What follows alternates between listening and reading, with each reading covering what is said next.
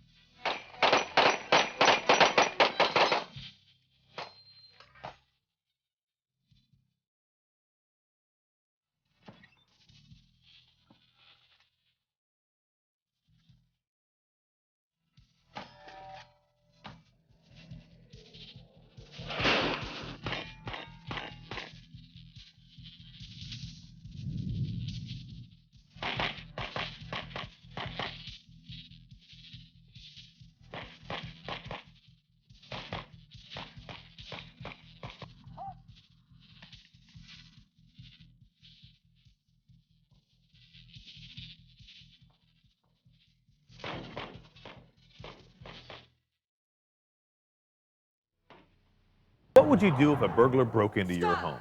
What are your chances of searching your house and apprehending the intruder? Hello, I'm Lenny McGill, and for the record, it's not a good idea to go searching your house, unless, of course, a loved one is in danger. Once you know an intruder is in your house, your first call of action should be to call 911. Then get your firearms.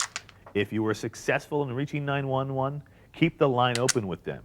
And you may let the intruder know how you stand. I've called the police! I have a gun! Get out of my house! If you must go out of your room, there are certain tactics and techniques that have proven to increase your chances of success and survival. And that's what this program is all about, providing the information you need to make smart decisions when it comes to house clearing and cornering techniques. The information you're about to see is being presented by two of the most skilled and respected names in the self-defense shooting industry, Ken Hackathorn and Bill Wilson. Hackathorn is one of the world's foremost authorities on the subject of the tactical deployment of small arms. He has trained U.S. military special forces, FBI and police, and anti-terrorist units. He's been involved in the tactical application of firearms for more than 25 years. Bill Wilson is the president and founder of Wilson Combat, manufacturers of high-quality custom gun parts, accessories, and complete custom guns for self-defense and competition. While his background started as a competition shooter in 1974, Wilson has devoted the past 6 years to the development and application of self-defense handguns. In this program, you'll learn how to enter and search a room while maintaining cover, how and why to stay out of the fatal funnel, how to look for and avoid telegraphing target indicators, plus the importance of maintaining your distance from walls and corners, and how to use your third eye to your advantage. Then Wilson and Hackathorn demonstrate cover versus concealment as they shoot .22 caliber, .38, 9mm, and .45 caliber ammunition through ordinary interior walls. That's all coming up, plus lots more on house clearing and cornering techniques.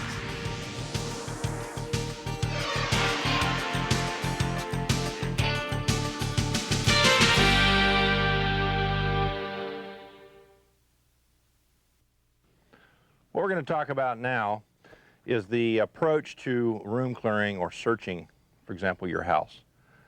And we must clarify a number of things. First off, understand if you're going to search your home, you've returned home, you think somebody's been in your house, and you decide, well, I'm going to go in and actually search it and make sure my house is secure. For one individual, a single individual to go and search and clear a house is extremely hazardous. Some people you could even characterize as being almost suicidal.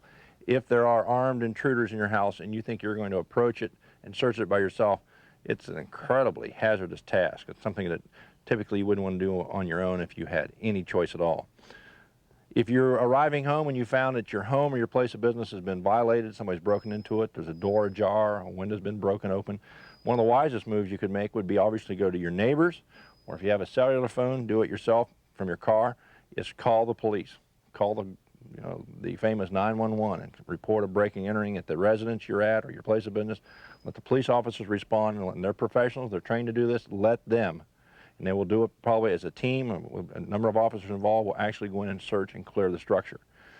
So that's always your first option. If on the other hand, let's say the classic situation where you wake up in the middle of the night and you hear crash bang somewhere in your home.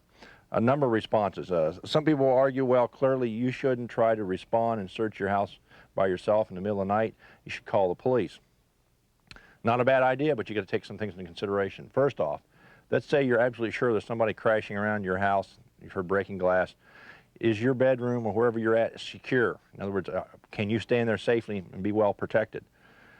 If you have children or other guests in the house, how are you going to decide who it is, who's where? You may have to have a plan, for example, if you wake up in the middle of the night and your house has been invaded, that you go to your children's room, collect your children, and bring them into your bedroom so everybody is in one room where they're secure. If you call the police, remember one of the first things that's going to happen, most of even your petty criminals, if they've ever been incarcerated, even if they're juveniles, most of them have been incarcerated in a juvenile detention center, and they all learn lessons from the other inmates. One of the first things they all understand is when they walk into your home, most homes in America have a number of different phone extensions in the house, and if you walk into the bedroom, or if you're in the bedroom and they walk into your kitchen, they're going to take the phone off the hook. And when they take it off the hook, guess what? You're not going to be able to pick up your phone and call out. They've just rendered your phone fairly useless. A good argument for having a cellular phone in your bedroom. You pick up the phone, call the police. Remember, when you get on the line, it's very important to stay calm. Tell them you think somebody's broken into your home. Give them your address. Remember, repeat the address. Say it carefully and slowly so they understand where it's at. And you may have to tell the police officers actually how to get there. Because if you live in some communities, some urban areas, it's just giving them a street address is not good enough. You've got to tell them that your street is off of such and such a street, and you're at the north end or the south end or on the north side of the street. Maybe a description of the house.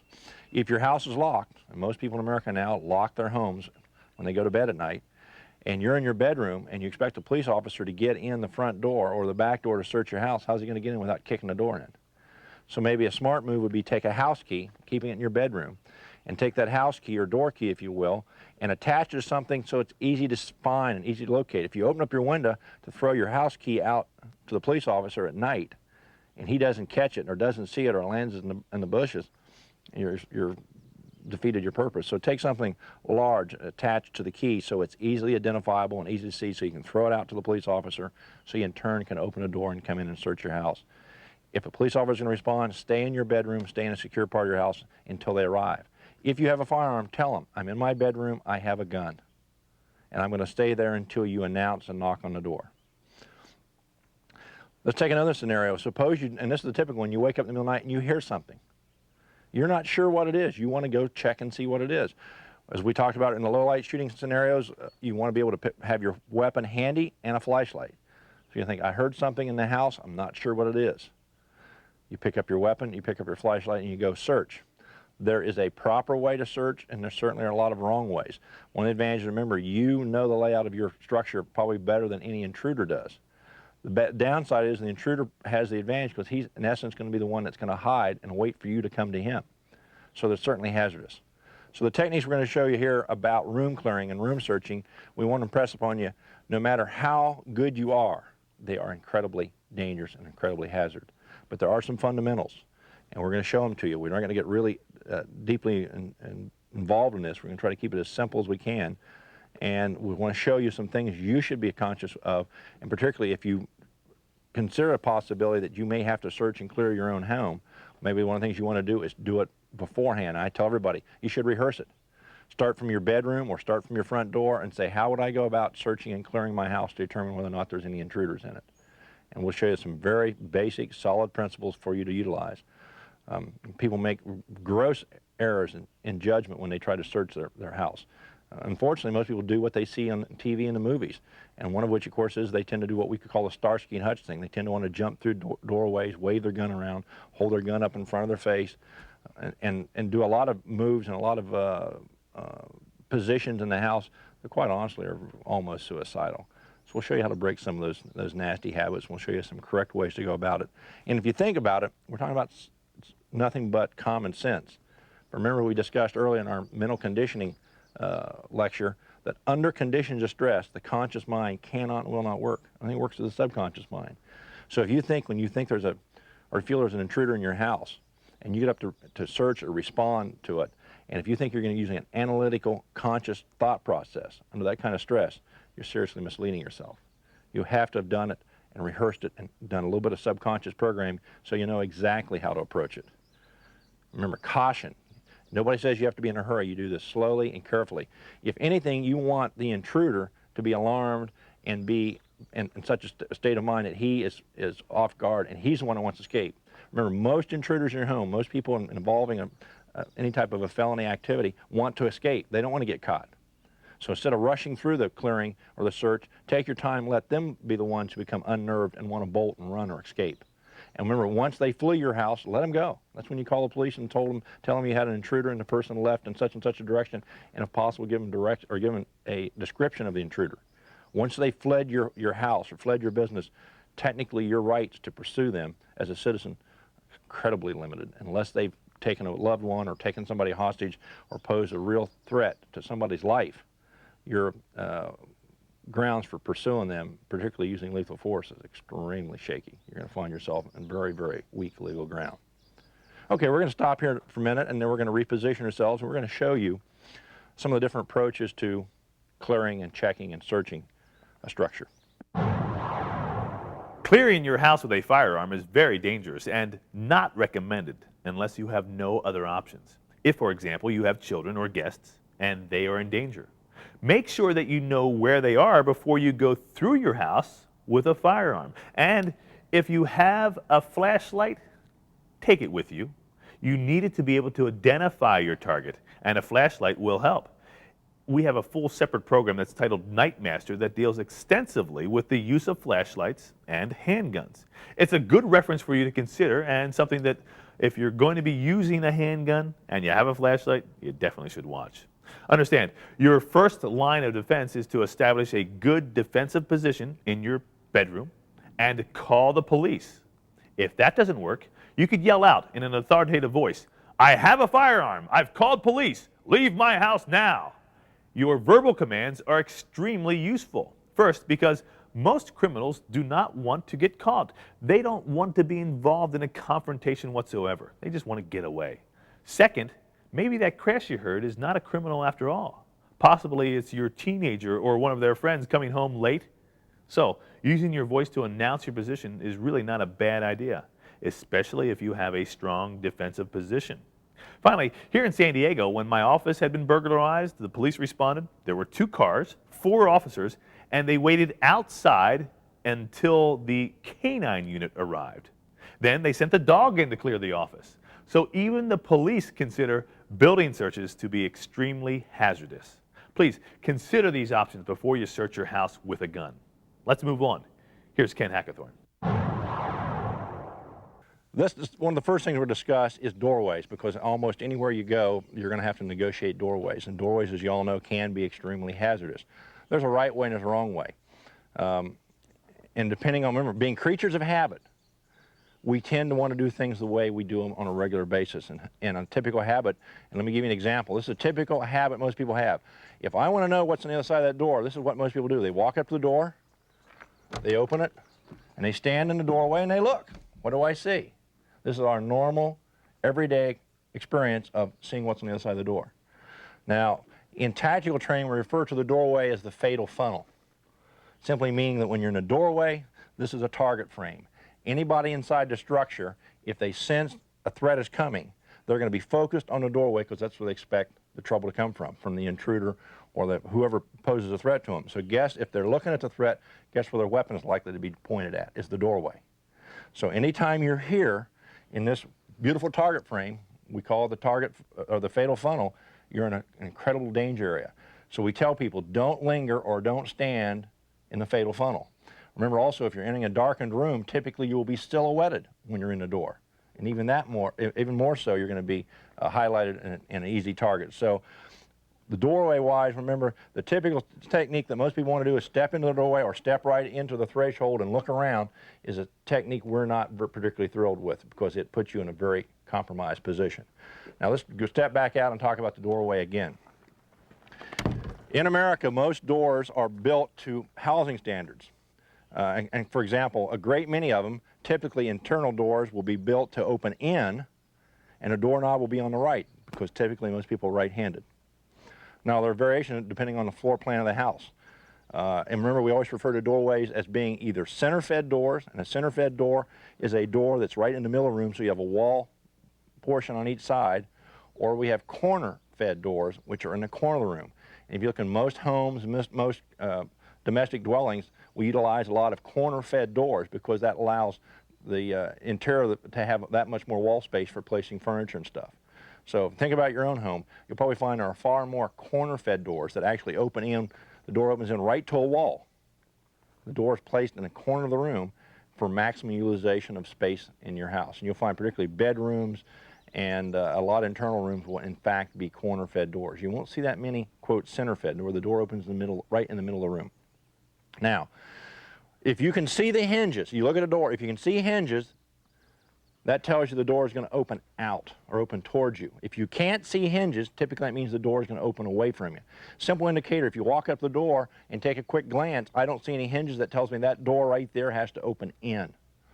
Now, where I want to position myself, one of the things we're going to talk about, and you'll be hearing us in this segment quite a bit, is talking about pieing the room. And pieing means simply, if you can imagine, as you cut a piece of pie, you cut it into wedges. When you look inside a room or you're searching a room, instead of opening a door and jumping in like I did, we're stepping right into the doorway and looking all around, which puts you in a very vulnerable position. We stay outside the door and we open the door and we actually search. We look into the room and look at little corners, little pieces of pie. And once I'm sure that corner is clear, that piece of pie is clear, then I'm going to lean out and look a little bit farther and look at another piece of the pie. And what we do is we continue that process of looking a little bit more, another piece of pie. The more we search the room, the more we clear, the more sure we are that sector is clear and allows us to move on. So remember, we're only going to look at a small portion of the room. And you may not have any choice. You come up to the doorway, particularly one like this, where the doorknob is on the left side of the door and opens in. For some reason, I may not be able to move to the other side of the door. I may have to open it from here. But remember, when I open it from this side and push it open, I don't really see all that much of the room from right here. And in other words, the amount of pie I have from right here to the edge of the door is a fairly small piece of pie. As you can see, I don't have a whole lot. Now let me show you what happens when I close the door and I open it from the other side. If I'm standing on this side of the room and I open the door, watch what happens. If I reach over to open it, I push it open, and look how much bigger my piece of the pie is. I've got from almost this corner of the wall over almost to in line with the door. So I have a big piece of pie that I can look into from right here. I can see almost to the corner of the wall, and I can bring myself out and look clear around, and I've got one real large piece of pie. Typically, if you can open the door from this side, so you've got more of the room to see initially, and we call this our primary sector of fire, the bigger the sector you have to search initially, the quicker you're going to be sure that the room is clear. Once I've seen this part of the pie, what I simply do is I lean out and look for a little bit more. In other words, I'm increasing my piece of the pie. I can move out and look over here just a little bit farther, and I can continue to do my cutting the pie. Now, if this is a corner-fed door, when I push it all the way open, it's only going to come to the wall and stop. And that's basically going to be my limit of the room. And once I've pied this far, I've seen all I can see. If I've got a center-fed door, it means there's a wall on each side here. Actually, I've got to find out what's on the other side of the door. And that poses a greater problem. Particularly if the door will not swing all the way open like this facade, it's limited here. So it means now to cut the pie and search the rest of the room, I'm actually going to make entry. But what I want to make sure of is before I go in that I've searched as much as I can. I've seen every aspect of that room that's available to me. And after I've pied that amount, then I'll make my decision to make entry. And once again, when I make entry, I don't want to stay in the fatal funnel. I don't want to move up here and stay like this. This is a bad place to be. I want to move into the room and try to get off to one side or the other. And what I would do is I would make entry very quickly in and get out of the fatal funnel, and then I'd concern myself with pieing out the rest of the room, searching the rest of the room and making sure it's clear. Alrighty, let's talk about the scenario where you come up to a door. I can now see the hinges. As soon as I see the hinges, it tells me the door is going to open towards me.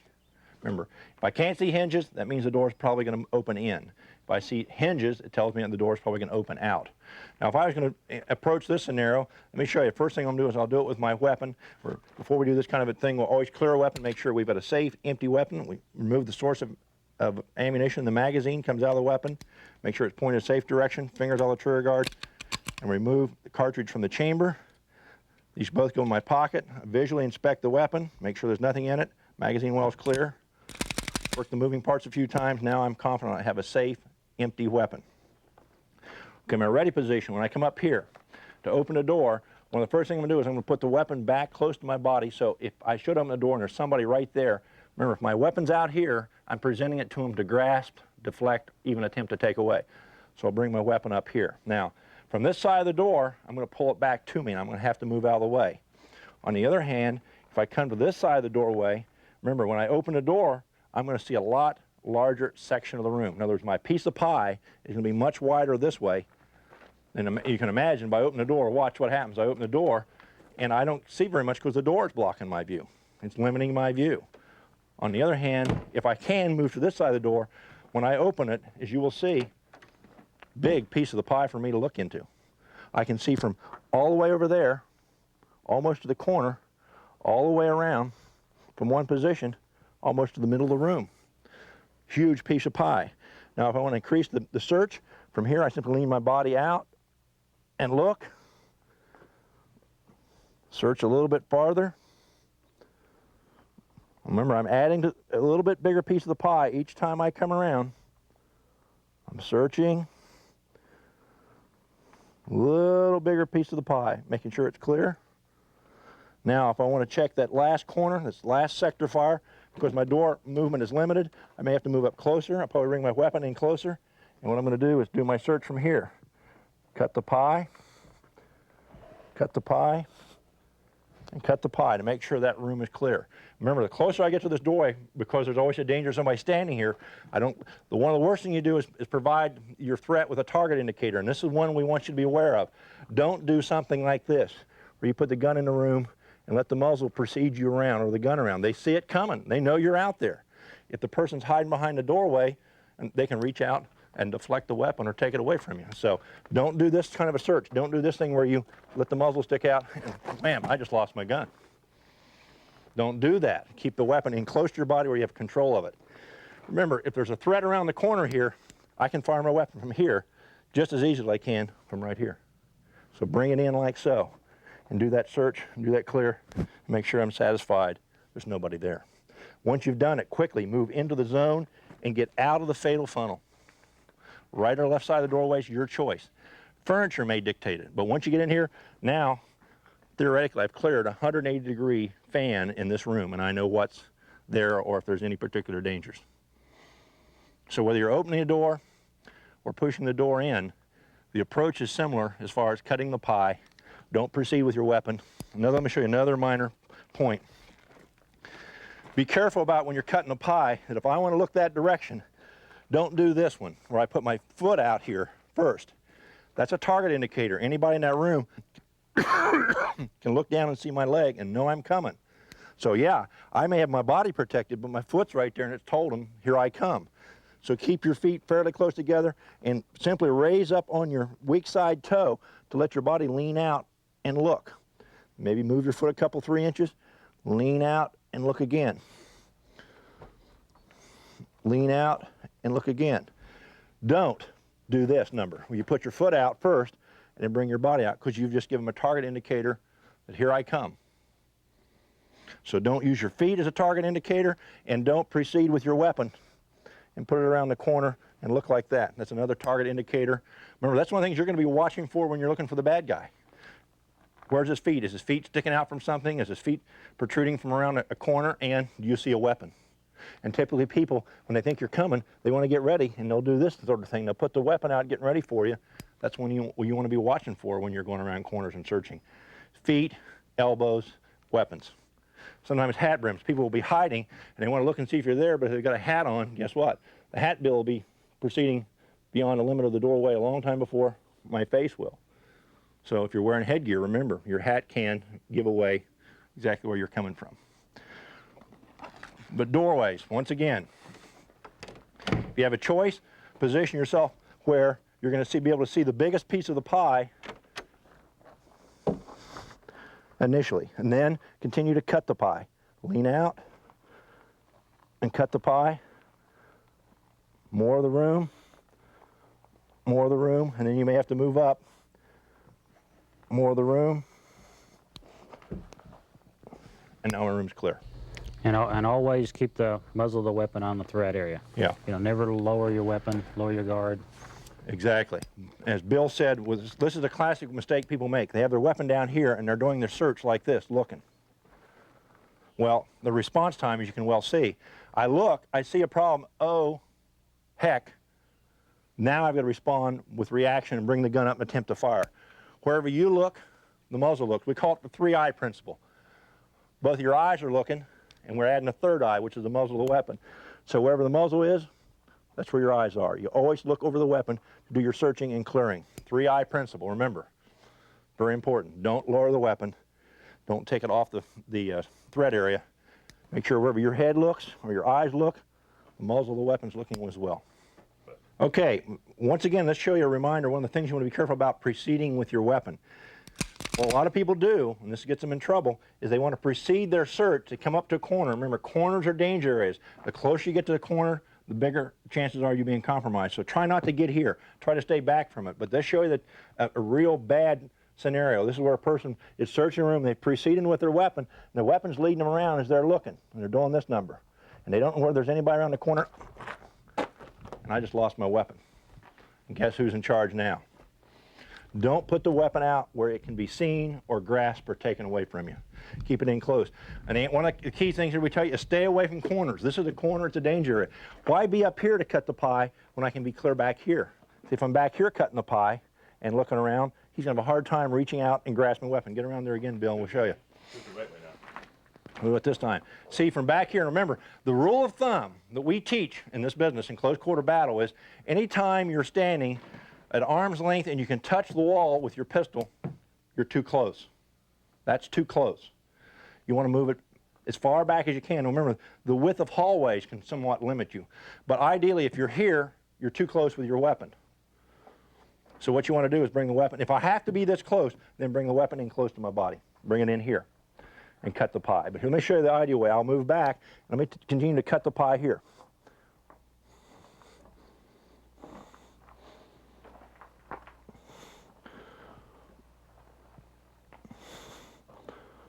Move! No, don't Freeze! shoot me! Don't move! Don't shoot me! Show me your hands! Don't shoot me! Don't shoot me! Show me your hands! Don't shoot me! Don't shoot me! Don't shoot me!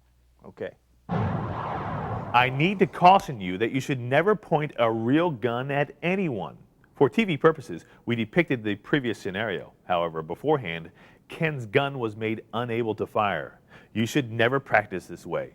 Use an inert training device when working with other people. And speaking of practice, the 3rd-eye principle looks a lot easier than it really is. Using your unloaded firearm, practice moving around walls and corners with the firearm in the shooting position. You'll find that after a minute or so, it becomes very difficult to maintain this position. And this is where you might start to work on your shooting stance, making sure that it's comfortable and you're able to hold it for realistic times. And in these practice sessions, follow the techniques we've learned so far. Stay out of doorways, stay back at least 2 feet from walls and corners, and lead with your 3rd eye. Let's move on now with Ken Hackathorn and doorway drills. All right, we're going to talk about typical interior doors. And remember, in America, we have building codes, and typically most building codes require that interior doors open in. And most of them are designed for right-handers. And this is a classic example. You've got a door, you don't see the hinges, so you know it's going to open in, and the doorknob's on the right, because most doors are built for right-handed people. The way you approach this particular door, and this typically, since you've got 2 rooms, this is a scenario where you have 2 bedrooms, you know this is probably going to be what we call a corner-fed door. It's not in the middle of the room, it's on the edge, so when I open it, it's actually going to line up with the wall. While I could open it from this side, and I might be forced to, remember, I'm not going to see much of the room because when I open a door like this, there's very little to see because the door is right up against the wall. I'm going to have a wide angle to cut for my pie. My best system for this would be to approach this door from over here. I get myself set up in a secure position, pull my weapon in close to my body, finger in a register position. Remember, I don't want my finger on the trigger. Only time my finger's on the trigger is when the weapon's on a target or a threat area. So my finger's going to be pressed against the side of the slide of my pistol. Bring it in close, reach out to the knob, open it, move it, and get back from the doorway. Remember, don't stay up here. I'm too close to the corner. Get back. Now I can cover, I've got a lot of target I can pie and check. I can see 2/3 of the room from here. Almost in the corner there, I can pie around, clear around to the point where I can see right along the wall. Now, one of the problems you have when you push a door open, folks, is what if the subject's hiding behind a door? Now, especially in low light, you may not be able to see between the crack. Nothing says you can't. At this point, take a little peek between the crack of the door and the wall and see if there's anything in there. But if you're not sure, it's dark in the room, one of the key things, remember, particularly the door, if you kick the door open and when you do it, you hear that resounding bang against the wall, you're pretty confident there's nobody hiding behind the door. Another scenario, suppose you kick the door open or push it open and it hits an object and bounces back. And this happens a lot. You open the door forcefully, bounces back, and now it's closed in front of you. You're going to have to reach up again and push the door open. But suppose I want to make sure there's nobody hiding behind this door when I make entry. The system we use when we make entry is called body checking the door. And that simply means that I go into the room, I'm going to take my body and drive it against the door and make sure there's nobody behind it. Let's just say the door is about like this. I'm going to go in quickly. Remember, I'm going to try to stay out of that fatal funnel, but I want to make sure there's nobody behind the door. And as I go in, I simply take my shoulder, drive it against the wall, and then continue in and do my clearing. By doing that, I'm confident there's nobody behind that wall. If there were somebody hiding in this room behind the wall, I can actually drive my shoulder into the wall and pin them against it. As soon as and you'll know it, when you hit the wall, the door, and it stops against a person, it has a very unique feel. You'll know it. And as soon as you hit and you notice somebody there, the first thing you do is quickly out of the room, cover the door. You behind the door, move out carefully, show me your hands now. And you approach it in that manner. Make their hands come out first and have them move out in a clear view. People say, well, can I shoot through the door? Ballistically, you can, but you still don't know who's behind the door. You've got to identify who the person is. It could be a member of the family who's scared and hiding behind the door. So you don't want to just blatantly start firing around through the door because you don't know who it is. You want them to identify themselves, and if you don't know who it is, or they want to identify themselves, make sure the first thing that comes out in view is their hands. One of the master skills that Ken Hackathorn just demonstrated is his control of the situation with verbal commands. Police officers in my hometown spend several hours practicing and learning how to use their voices to control a situation so they don't have to shoot. You should consider practicing these techniques too, especially when house clearing. Remember, the last thing you want to do is to shoot someone.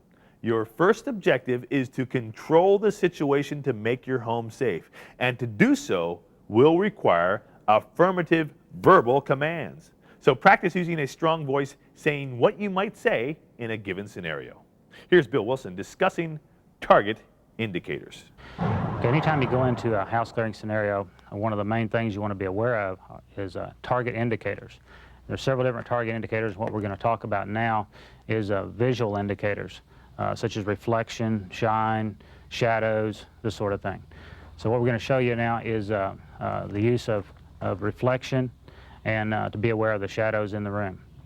We're going to have now, we've already cleared this dining room area of the house, and we're going to go in and continue to clear the house and look and see what's in the kitchen area. So I've got this wall here. It's giving me cover and concealment. And I'm going to pie the room, easing around, and I see there's a mirror on the far wall over there. So I know that mirror can be to my advantage and also to my disadvantage. It can be giving me away, but it can also be showing me where the bad guy's at. So as I'm pieing the room, I'm kind of the corner of my eye, I'm watching that mirror. I've still always got the muzzle of my gun basically on, double check I'm clear here, on the threat, around the edge of the wall. The edge of that wall is my threat area. I want to always lead with a muzzle, but out of the corner of my eye, I'm watching that mirror over there, looking for target indicators. Now, the ease around the room real slow, pie in the room, pie in the room, pie in the room. As we're going around, I'm looking at that mirror, and I'm looking for any kind of movement out of the corner of my eye. Okay, I see movement in the mirror.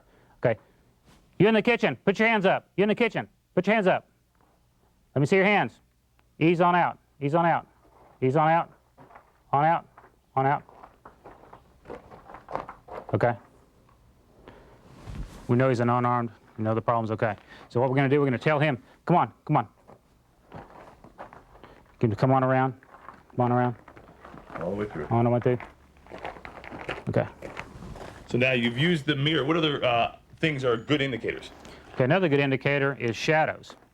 again, we're doing the same thing here. We're easing around the room here. I'm pieing the room. Now, the corner of my eye, not only am I watching that mirror, but I see there's sun shining in the window there.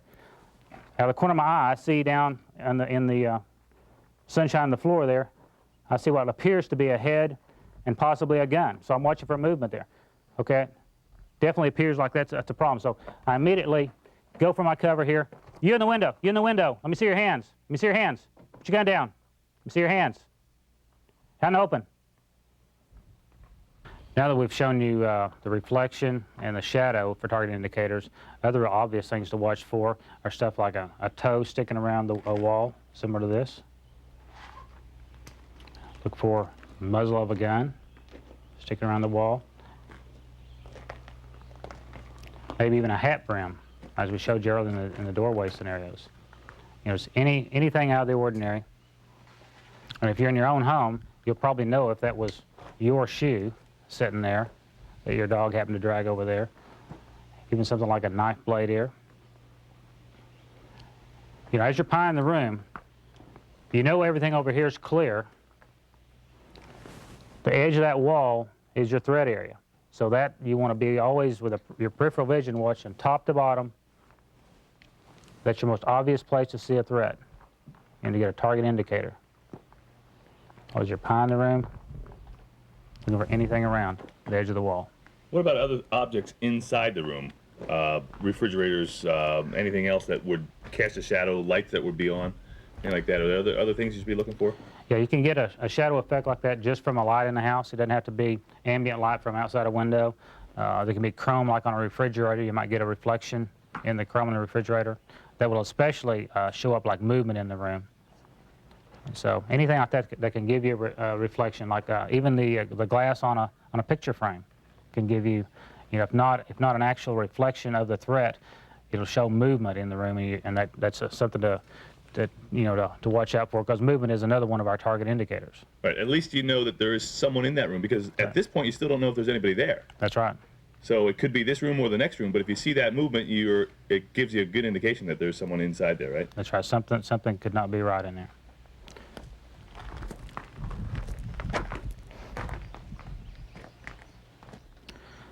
Okay, another target indicator to be aware of is more of an audio indicator. Stuff like shuffling of your feet, dragging your feet. So anytime you're doing a house clearing, you want to always be sure and lift your feet up, move as silently as possible. Try to make the least amount of noise. And one of the things that's real common, somebody that first starts working on the house clearing techniques, they know that the corner of that wall is the threat area. And they know the farther away they are from the threat, the better their chance of survival. We've taught you that throughout the entire course here. So what they want to do, they want to hug this wall. Hear the noise I'm making? Is my back sliding against the wall? I'm trying to get that maximum distance, but at the same time, I'm giving myself away as a target indicator as I slide along that wall. Especially if you have a magazine carriage or something in the back, they're going to thump across it and make a lot of noise. So it's real important. You want to stay as far away from the threat as you can, but you don't want to drag on that wall. And move your feet as silently as possible as you pie that room. Because you don't want to do this. As far as the bad guy in the other room, you always want to be listening for anything that might give you away. You might hear him trying to tiptoe away, or maybe you're lucky enough, maybe his watch alarm goes off or something like that. Any noise that you hear in that room that's out of the ordinary, it's not your normal ticking of the clock that you always hear or something like that. That can be a target indicator for you. That can be an indicator to you that there is a potential of a threat inside that room. Okay, let me show you another little trick. If you have to enter a danger area and you're fairly confident that there's somebody in there, you haven't had a chance to check, but you figure there's somebody in there, they're probably going to be waiting to ambush me or waiting to catch me from that corner of the room. They know I've got to make entry through this particular opening. A good trick is use a distractor. And you can use almost anything. If you're in a house, you can pick up a piece of furniture, an ashtray, a lamp, magazines, whatever you might find. And we're talking about, in my case, I'll just take, for example, my car keys. They're handy. I pull them out. I know I've got to enter the room. I want to make sure that when I make that quick entry around the corner, that whoever's in there waiting for me and who's probably got their weapon pointed at me, this corner waiting for me or watching it, I'm going to give them a distraction so that they're not going to be looking right there when I make my move. So I'm going to throw against the wall in the opposite room or the opposite side of the room. I'm going to throw, I could use my hat, car keys, my wallet, a pocket full of change, anything I can get my hands on. I'm going to throw it very briskly against that wall. And as soon as I throw it against the wall, that'll hopefully attract their attention. And we want something that's going to make a crash and a bang. And at the instant they look, I'm going to make my move around the corner and cover that threat zone. Okay, let's show what we're talking about. I'm going to get ready to make entry. I take my car keys out. Get down, get down! In that instant of distraction, I've got in and covered my zone. Remember, there are no rules or tactics absolutely cast in stone. Everything has to be somewhat flexible. But if you got to go into a danger area and you feel confident there's probably somebody set up or waiting for you, provide a distraction. Anything you can throw in there to divert their attention for just a second will possibly be an aid for you to get around and get a cover on them or maybe respond to the threat before they have a chance to harm you. So you constantly got to use your head. Remember, improvising is one of the best systems you can use. When in doubt, providing them with something else to shoot at or focus their attention on than your own body. Every little trick. There's a little bag of tricks. You want to have a lot of them available to you, so when you reach a problem and you say, man, this one's got me worried, pull one of those little bags of tricks out of your bag, and that's a good one to use. Works very, very well. Okay, and from here, I want to make entry into this problem. I'm going to use something to distract her. In this case, I'll use my hat. It's handy, it's easy. I'm getting ready to make entry. I take the hat. Get down, don't move. Show me your hand slowly. Okay, what we're going to do now is run Bill through a phase play of a clearinghouse scenario. He's basically going to make entry through the primary entry point. In this case, we'll make it the front door, the living room door. He'll clear the living room quarters, and then he'll actually work his way around to clear the kitchen. Any hostile targets he engages, any ones that pose a lethal threat to him, he'll challenge. If they don't comply, he'll exercise utilization of lethal force. What we're going to see is watch his movement, watch the way he utilizes his feet, where his weapon's placed when he breaks the corners, when he clears the particular rooms. Notice his follow through. As he does, if and when he feels it's necessary to recharge his weapon, he'll do it. Remember, one of the basic rules is anytime your fire load or your capacity drops below 50%, if you have an opportunity, you should recharge your weapon, bring it back up to capacity. So we'll kind of watch his movement, watch the way he manipulates the weapon, watch the way he actually scans and looks using that third eye principle. Both eyes, the muzzle of the weapon. Nice and slow and deliberate, and let's watch how he does it. All right, notice Bill's going to move up to the opposite side of the door from the doorknob. This way, when he opens it, he'll see much more of the room to pie. So his primary sector, he can search. He's cutting the pie around to check the far corner. Now he's searching. Remember, he's searching over the gun, in the room quickly, out of the fatal funnel, and clearing that corner. Now he's going to move on and clear the kitchen. He's got a hostile target. He just... Use the gun! Use the gun! Put the gun out! Put the gun out!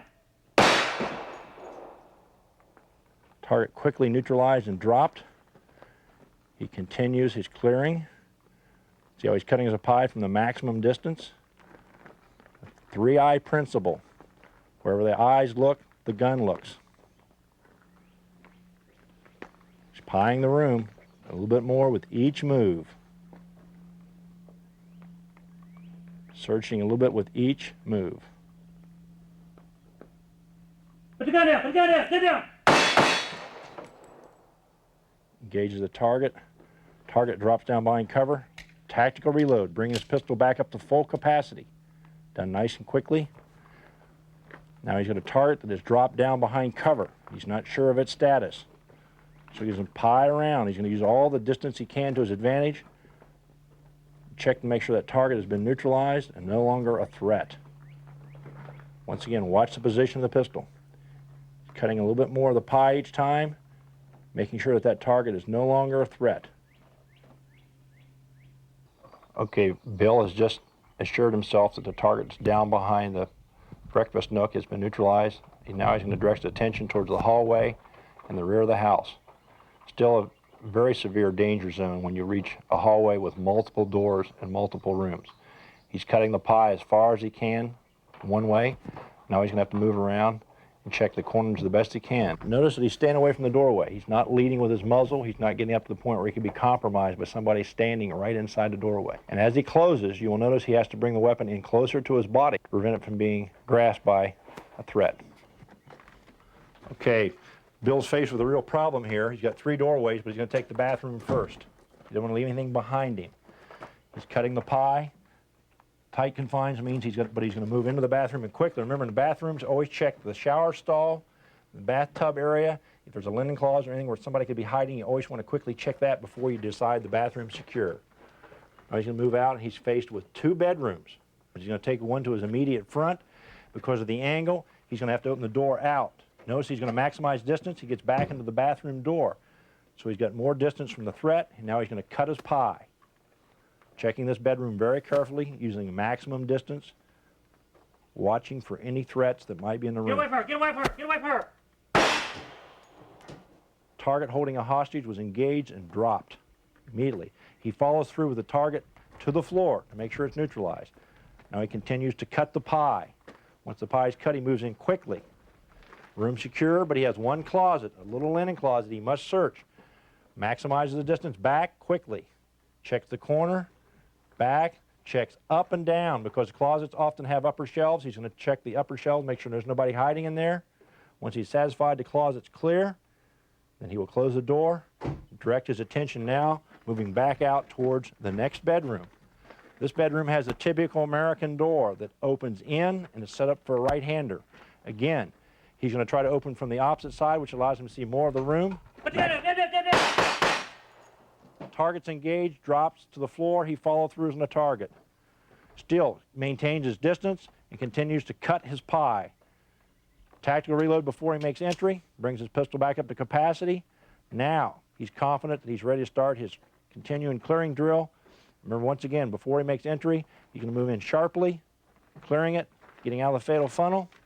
1 more closet to deal with, another closet problem. Quickly maximizes distance, searches the closet up and down. Satisfies the closet is clear. He can now close the door, move out, and continue a search. Okay, let's look at a situation where you might have an adversary hiding behind a door. So when you open the door of the room, instead of it flying back and hitting the wall and bouncing off the wall, what really happens is there's a person standing behind it. You open the door and it hits the person, and you sense that something's not right. There may be somebody waiting behind this door to get me. The system we teach is when you're ready to make entry, we call it body checking. He'll actually take his body, slam it against the door, and try to drive it against the wall. If it doesn't go, and believe me, the sensation, if there's a person behind it, you'll know, you'll feel it. Suddenly you know there's a threat. What you want to do is quickly get away from the threat, jump back, cover the door, and verbally challenge the person behind the door to come out. Keeping in mind, it may be a family member or somebody who's been scared and afraid and did the natural thing, which is run and hide behind a door. So you want to determine who it is. This shows you the body check technique for checking a door. Body checking the door. Get behind the door! Show me your hands! Show me your hands! Show me your hands! Here we go with what we call a body check to the door. In case somebody's behind the door, we open the door of the room. When we move in, we hit it with our body, feel the resistance. Show me your hands! Show me your hands! And he challenges the person behind the door to come out and identify themselves, always showing their hands first. Let's talk briefly about the difference between concealment and cover. And a lot of people tend to confuse them. Remember, concealment is a means of hiding yourself or reducing yourself from being in view. Cover, by definition, is a means by which we stop or deflect bullets. Typical interior walls, and let's look at the scenario here, we'll have Bill come out from concealment. Remember, he's exposing a minimum amount of his body and addressing the threat area. Once he's out and in a position where we can see him, he's going to be ready to engage a target. Let's see it cut the pie and come out a bit, Bill.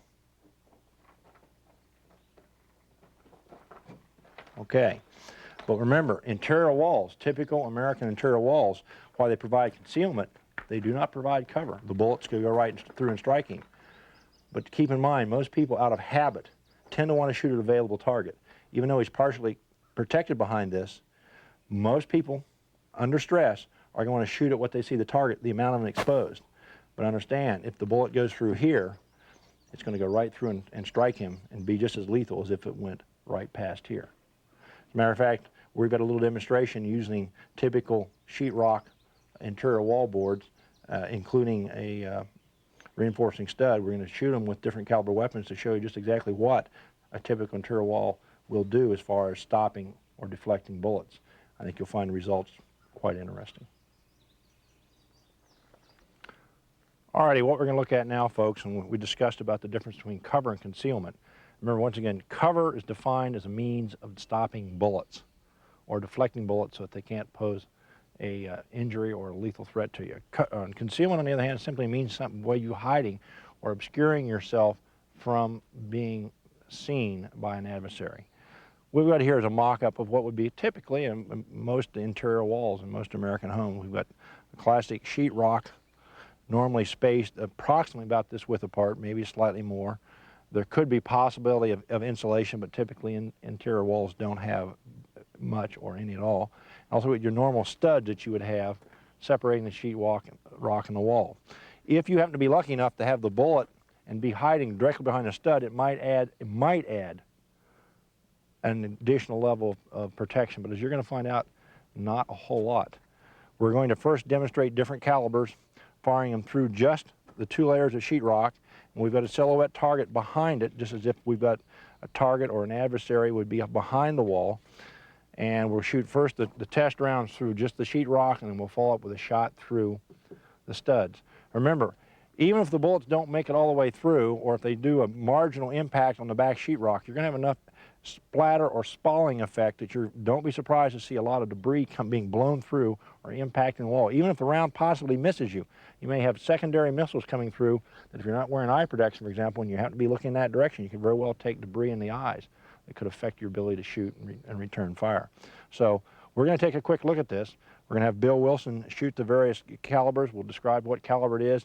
He'll shoot around just through the plain sheetrock separators, and then he'll shoot one through the stud. We'll see what effects it has on the target when we're done. So let's take a look at this and see what each caliber does at typically about a 5-meter distance, which would be normal for most indoor encounters. Okay, we'll start with a .22 caliber handgun. In this case, it's a Smith & Wesson Combat Masterpiece. We're shooting standard .22 long rifle ammunition.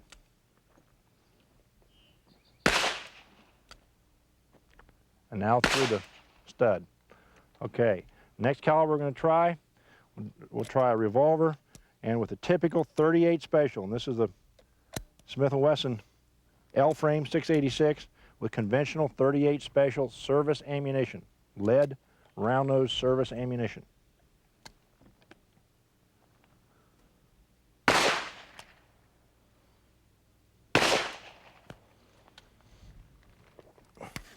The next weapon we're going to go to is 9mm. In this case, it's a Beretta M92.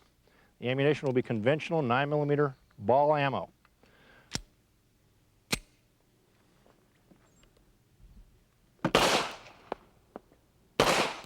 Yeah, now I've got 9mm hollow point. Okay, we'll try 9mm hollow points, the same drill. And finally, we use .45 automatic, 1911 pistol. We're going to try both a 200 grain semi-wad cutter, and we'll also try conventional 230 grain hardball. First, the wad cutter. Now the ball. Okay, what we'll do now is move up and take a look at the target behind and see what kind of effect we have.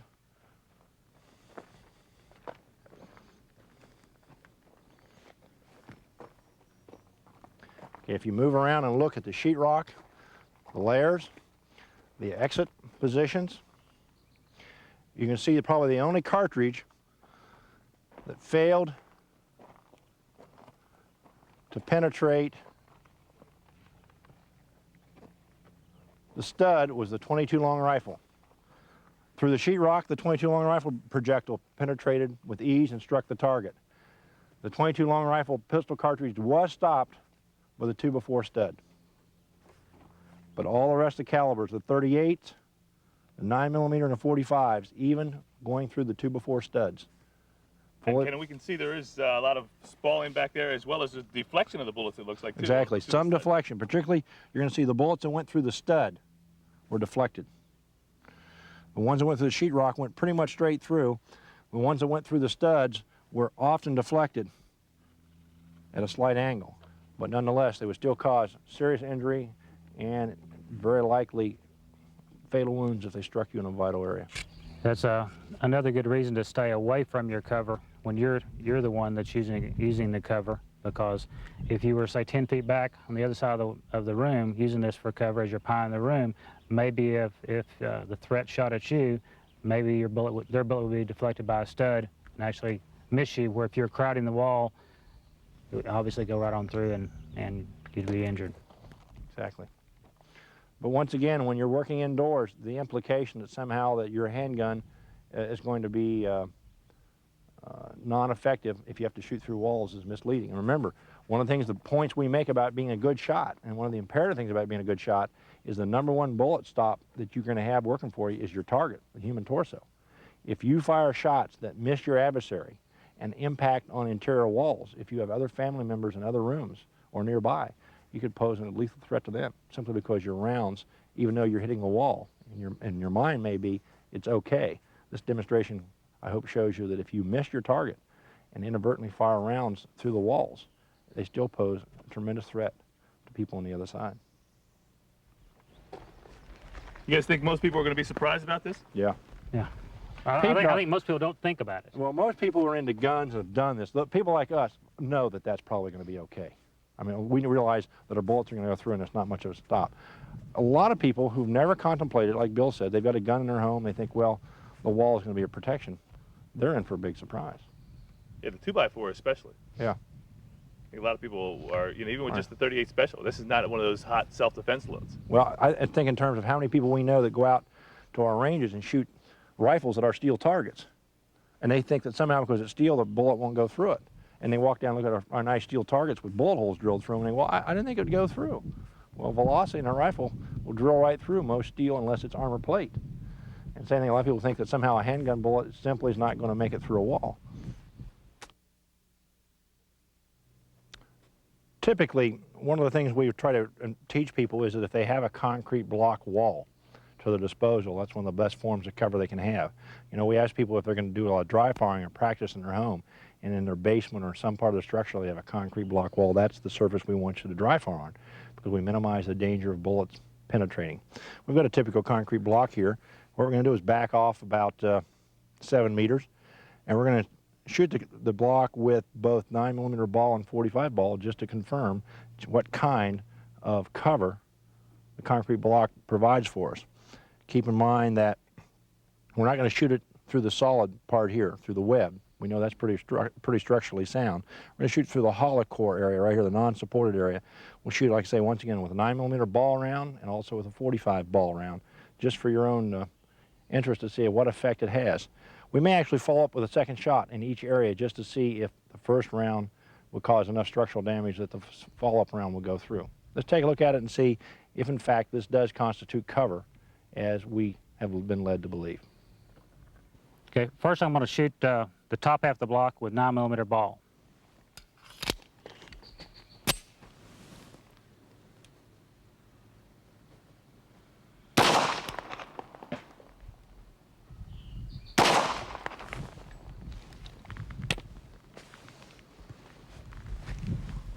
Let's go up and see what kind of damage we had. Looks like for a 9mm ball, the center block made a pretty good cover for us. So it got through the first piece, punched through, but it probably, the first time you shot it didn't make a hole, right? No, the first time just cratered it. The follow-up shot is the one that punched on through, but it was stopped by the back core.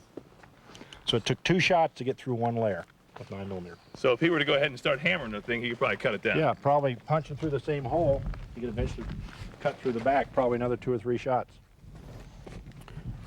Okay, now we'll try it with 45 ball.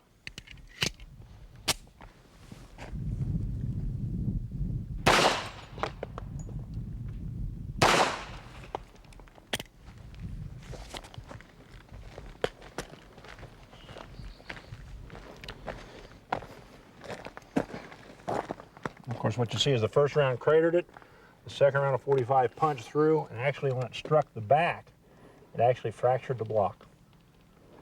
But anybody hiding on the other side of this wall would have been relatively secure, because neither rounds fired 2 shots on the exact same point of aim, managed to get through and strike the target behind it. So unlike the normal indoor walls, sheetrock walls, which in reality are just concealment, concrete blocks, in fact, provide very good cover.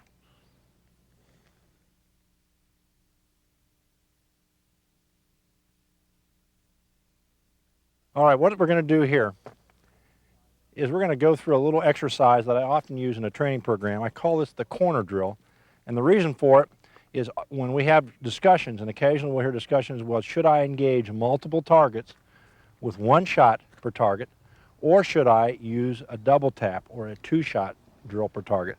Of course, the answer depends a lot upon the circumstances. One of the most important ones, of course, is the issue of what we call time and distance. If your targets are real close, it may dictate, for example, a double tap drill. If your targets are at a great distance from you, let's say 10, 15 yards, you may want to be more deliberate in firing single shots well placed. But what I've found over the years is the decision of whether you shoot single shots or double shots is more relative to the skill level of the shooter than it is to whether it's valid or not. And with that, as we'll go through the exercise, what I'll show you is that a neophyte or a new shooter will be relatively slow shooting singles or doubles. The time tends to be pretty much the same. Talented or skilled shooters tend to be very fast with either technique. And what we're going to do is, just to make the point, I'll explain the scenario, and I'm going to run Bill through it first, and we'll see what the difference is between his time fired engaging targets with multiple targets with single hits, and we'll do it again shooting multiple targets with double taps. And the corner drill scenario is very simple. The shooter will start here, centered on a range facing the target straight away in front of him, that being what we'll call our most immediate threat. Very typical to our worst case scenario, shall we say our worst nightmare, is to be walking out to your parking area, to your parking garage, to your car. A guy steps out in front of you and says, "Give me your money," or poses a threat to you. At the same time, you happen to notice off to each flank 2 bad guys, his backup men, step out. So you're not only facing 1 threat, you're actually facing 3 bad guys. This is the world's worst case scenario, so to speak. You got your weapon on. Now, we could all put on our coats or our vest and shoot this from concealment, but the bottom line is what I'm going to show you here is about the speed of difference between singles and doubles. So adding the draw to it is a minor consequence for this particular demonstration. What I'm going to ask is Bill to step up here, and the only thing I'm going to specify in this exercise is he must engage this target first. The other 2 targets he can engage in any order. I'll use my timer, and on the beep he will react, draw, shoot that target with 1 shot, and each of the other 2 targets with 1 shot each. And then we're going to record his time that it takes him to do that. This is from the draw. From the draw. So, once again, close target's his most immediate threat. He will deal with it first, and then he'll respond by engaging the other 2 outboard targets, any order, 1 shot each, Bill. Is the shooter ready? Ken, half step back, Ken, so I can see the target. Okay, good. Stand by.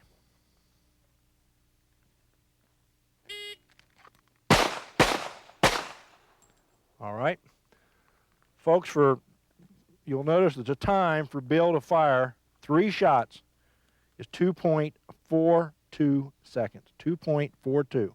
Under 2.5 seconds. Okay, Bill, you need another mag? You can do double taps this time.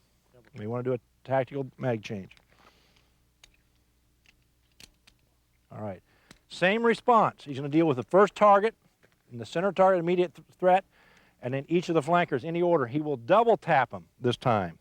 Same thing, except a double tap. 2 shots on each target. Is the shooter ready? Stand by.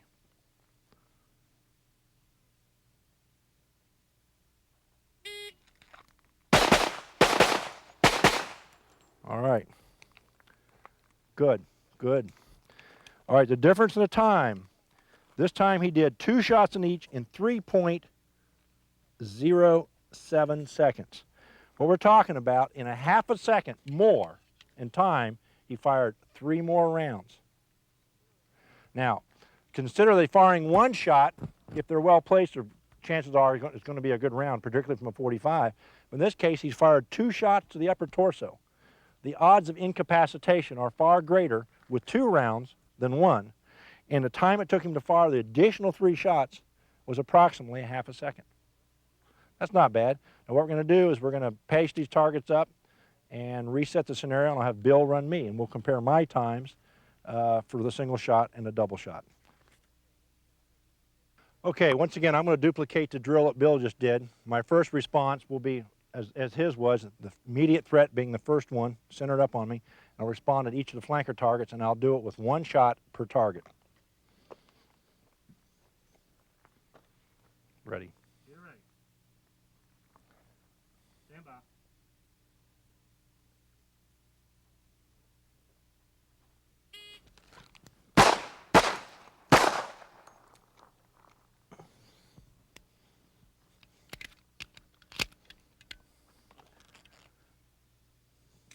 Time's 268. Okay, this time we'll do the same drill, double tapping each target. Ready. Okay. Stand by.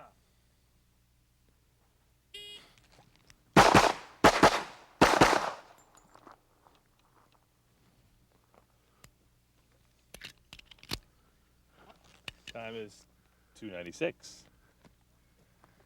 Okay, the point being, again, the difference it takes most people between firing 1 shot at each target and firing 2, particularly if they're accomplished.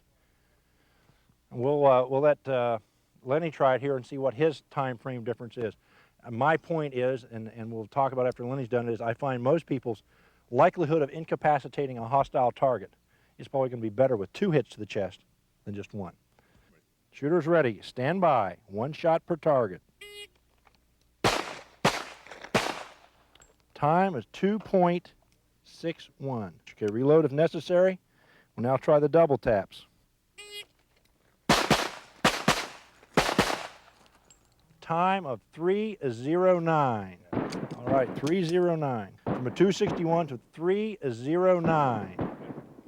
Most people, the time it takes to fire 3 extra shots really shakes out to being a half a second for 3 more rounds. So the point is that it's probably Worth your wiser. wise to fire the extra shots. And your chances of, if you do have a miss on the first shot, You pick up the second one. see, I've seen a lot of people, their second shot is actually sometimes more accurate than first. I don't know Right. which one I missed over here, if it was Right. my first or second. You guys, But- did you see it? Suppose you pulled out the first shot, fired the 1, and it was the miss. Right. And so my theory is, if you want to shoot singles, fine.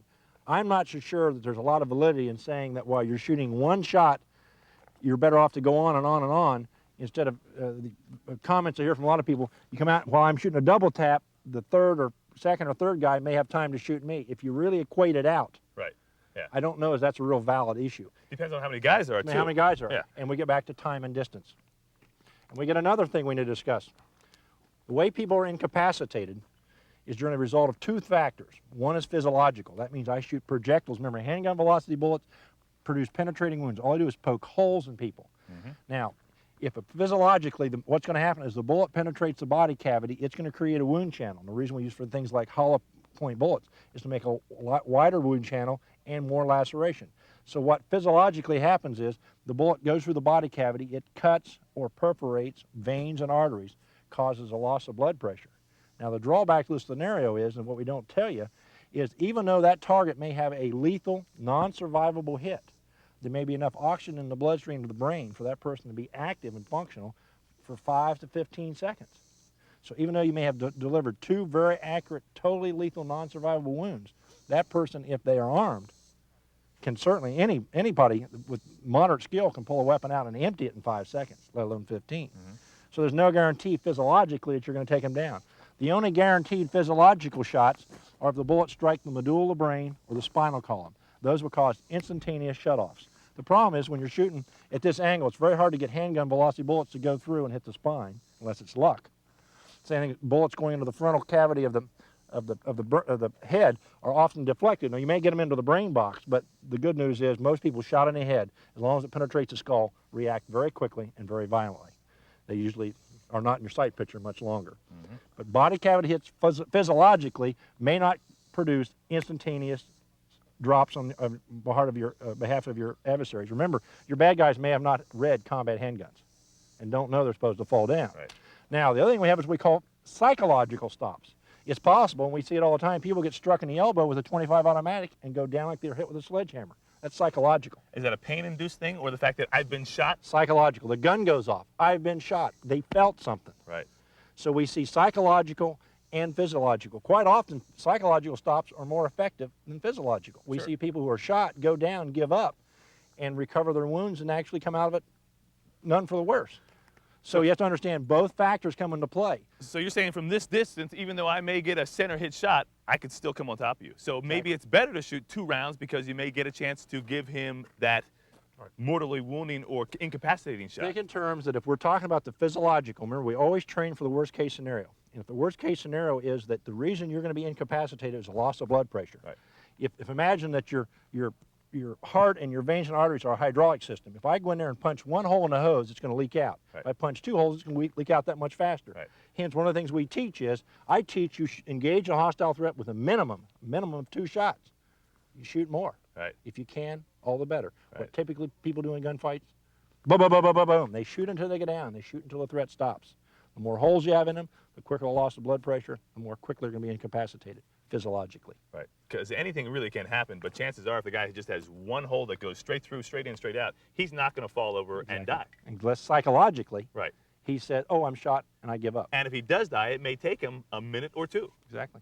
depending upon the nature of the wound. And those of us that study this sort of thing know of every day we hear of instances and cases where somebody has received extremely serious gunshot wounds and completed an incredible task. Run away from a police officer, outrun him, climb, crawl, physically fight.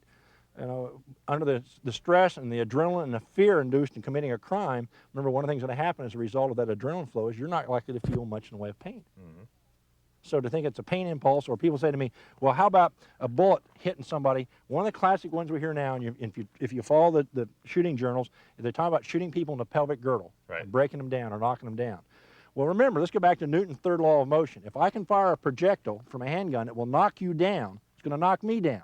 It's got to be a pretty big projectile. Yeah, the bullet doesn't have the capability to physically hit you in the pelvic bone and knock you over. It doesn't have the mass to be able to drive you down. Exactly. If it broke your bone, possibly you could fall. Yeah, I was involved in an investigation of a shooting here a few years ago in which a perpetrator was shot in the pelvic bone with a 9mm ball round. It actually entered, punched through his pelvic bone, and exited the cheek of his Straight hole. Straight hole through him. He hadn't read combat handguns, so he didn't know to fall down. He continued to shoot.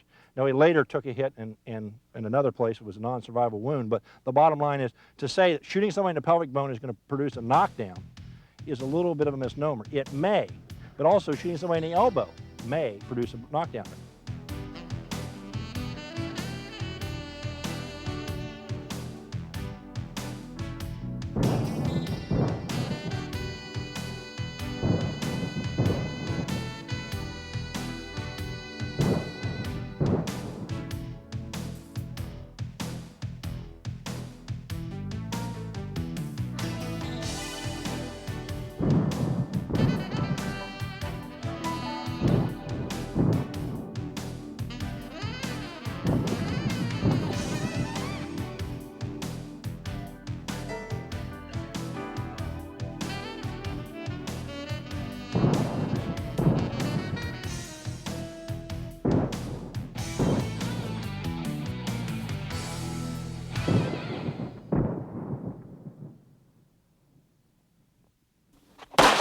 Bill Wilson, Ken Hackathorn, and Lenny McGill Productions have teamed together to produce the most informative, technically correct approach to modern defensive pistol tactics and shooting techniques ever released on videotape.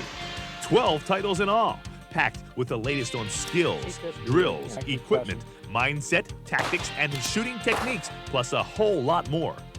Wilson and Hackathorn are both experts in their fields, and Lenny McGill Productions is known worldwide for its high-quality firearms-related video productions. Together, they have created a series of programs that will entertain, amaze, inform, and make you aware of the tactics you need to survive a real gunfight. Basic Self-Defense Handgun Use and Safety is a two-part set covering the basic fundamentals of shooting: grip, stance, sight picture, sight alignment, and trigger pull. Plus, informative segments on self-defense pistols and ammunition. What happens in a real gunfight? What gun is best for you? 9mm versus 45, and lots more. Start to think about how can I practice and train that's going to increase my chance of survival. Advanced Self-Defense Shooting Tactics and Techniques is a 5-part series that takes the viewer to a new level in both shooting skills and tactical knowledge. Extensive discussions and demonstrations on the use of cover, shooting while moving, both towards and away from your target. You'll learn the advantages of a speed reload versus a tactical reload, aimed fire versus flash sight picture versus point shooting, using your vehicle for cover, shooting from a vehicle, 2 shots versus 1 shot. Over 5 hours in all of the finest pistol instruction techniques in the world. One of the best lines I've heard, and it's a great one, is people saying, what's the best weapon you can have? It's your mind. Combat Ready Self-Defense Shooting Practice Drills is the first program ever that takes you into the practice routines of 2 of the finest pistol shooters in the world.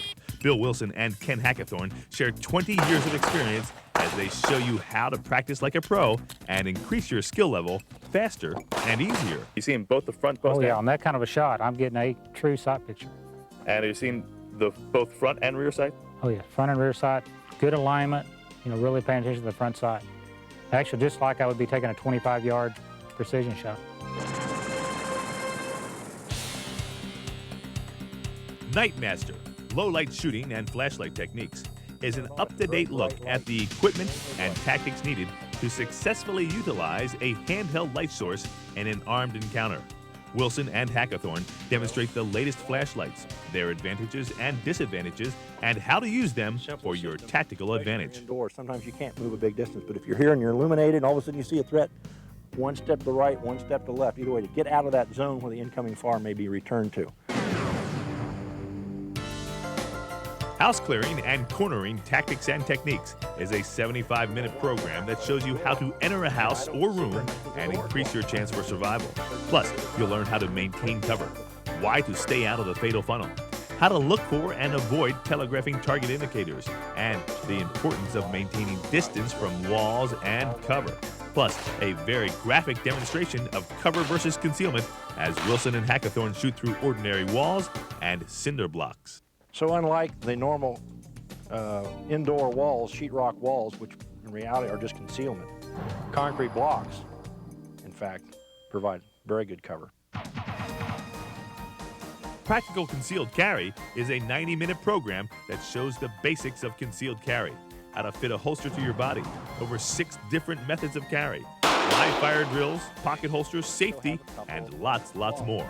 The virtue of the fanny pack is that if you're in that proverbial summer evening going out for dinner and you're just wearing a pair of shorts and a polo short or a t-shirt, the fanny pack gives you a means of carrying a little bit more substantial firearm and having it readily available. Building the ultimate 1911 self-defense handgun is designed to save you time and money. The master gunsmiths of Wilson's Combat demonstrate advanced gunsmithing techniques as Bill Wilson and Ken Hackathorn discuss what are the most practical and necessary custom procedures for your 1911 handgun.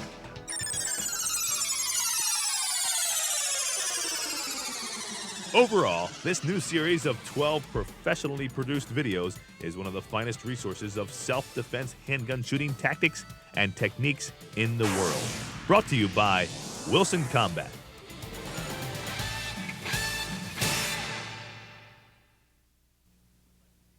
If you would like to get involved in an exciting new shooting sport where you can use your practical carry gear, shoot realistic scenarios in a competition environment, and meet other shooters interested in defensive pistol skills, you need to check out the International Defensive Pistol Association, IDPA. They're forming clubs all over the country and in some foreign countries as well.